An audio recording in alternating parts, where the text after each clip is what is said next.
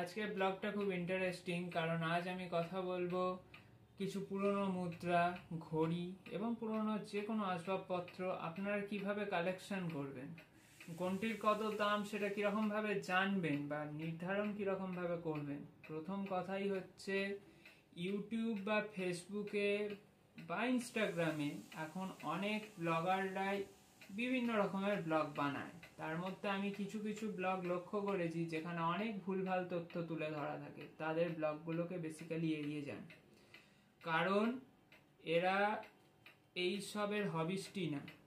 এরা অ্যাকচুয়ালি যায় ওখানে কন্টেন্ট ক্রিয়েট করে, তার বিনিময়ে ওরা কিছু পয়সা পায়।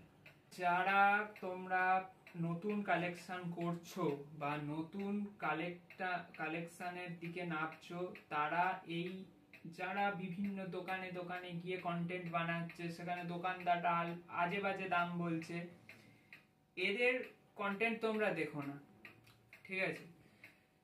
যারা নতুন শুরু করছো তারা অবভিয়াসলি চেষ্টা করো যে যারা কালেক্টর তাদের নিজস্ব যে চ্যানেলগুলো আছে, সেখানে যে ছোট ছোট ব্লগগুলো দেওয়া আছে সেগুলো দেখতে, কারণ সেখান থেকে তোমরা অনেক কিছু জিনিস জানতে পারবে। এখান থেকে কিন্তু তোমরা সেরকম কিছু জিনিস জানতে পারবে না, উল্টে ঠকে যাবে। এদের দেখে কালেকশন করতে গেলে তোমরা ঠকে যাবে। কারণ রিসেন্টলি আমার একজন পরিচিত ব্যক্তি, সে আমার ফেসবুকে আমার ফলোয়ার ছিল, আমার বিভিন্ন ভিডিওতে লাইক টাইক করতো।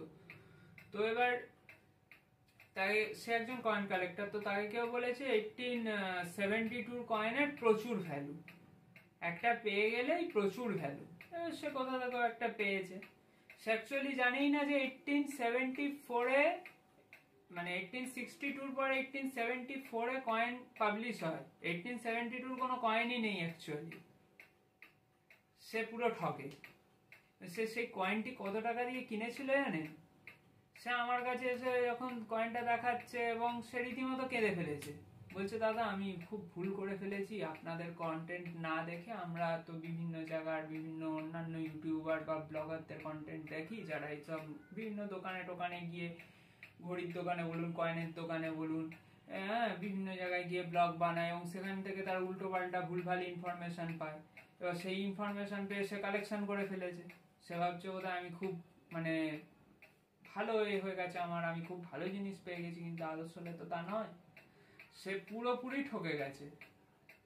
তার পুরোপুরি সে 10 বা 12,000 টাকা দিয়ে এই কয়েনটি কিনে পুরোপুরি ঠকে গেছে। কারণ সে ভেবেছিল এই কয়েনটির দাম হয়তো লাখখানেক টাকা হবে, সে পাবে। তা আমি সেই জন্যই বলবো, কয়েনের জন্য যারা খুঁজছেন তারা আগে ইন্ডিয়ান কয়েনেজ বইটিকে ফলো করুন। ইন্ডিয়ান কয়েনেজ এই বইটি আপনি পেয়ে যাবেন জিপিওর ওখানে, যারা কয়েন সেলার আছে সেখান থেকে আপনি পেয়ে যাবেন, এবং ওখান থেকে আপনি জেনুইন গাইড পেয়ে যাবেন যারা আপনাকে গাইড করবে। আপনি যদি সত্যিকারের সংগ্রাহক হন তাহলে ওখান থেকে আপনি গাইড পেয়ে যাবেন। এবার আমি একটাই কথা বলবো, যে অনেক লোকেরা আছে যারা কিন্তু চাইছেন সংগ্রহ করতে, কিন্তু তারা কোথা থেকে কিনবেন, কোনো কোনো জায়গায় দাম বেশি বলছে, কোনো কোনো জায়গায় দাম কম বলছে। দাম কম বলেই সেখানে চলে যাবেন না, অনেক সময় হয় সেখানে ফেক কয়েন বাজারে বিক্রি হয়, ঠিক আছে?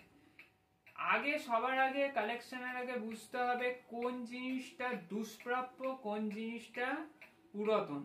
কারণ পুরাতন জিনিস আর দুষ্প্রাপ্য জিনিস কিন্তু এক নয়। পুরাতন জিনিস আলাদা, দুষ্প্রাপ্য জিনিস আলাদা।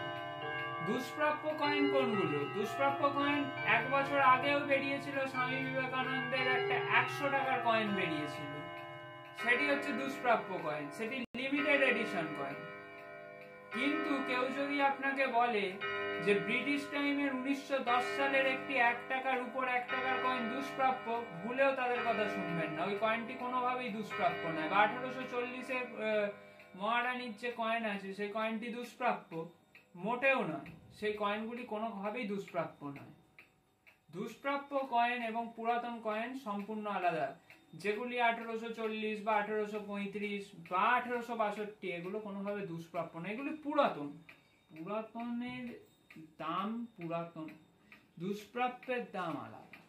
রেয়ার জিনিস আর ওল্ড জিনিসের মধ্যে আকাশ পাতাল তফাৎ। আগে এগুলো বুঝতে শিখুন, তারপরে কালেকশন করতে নামবেন। এবং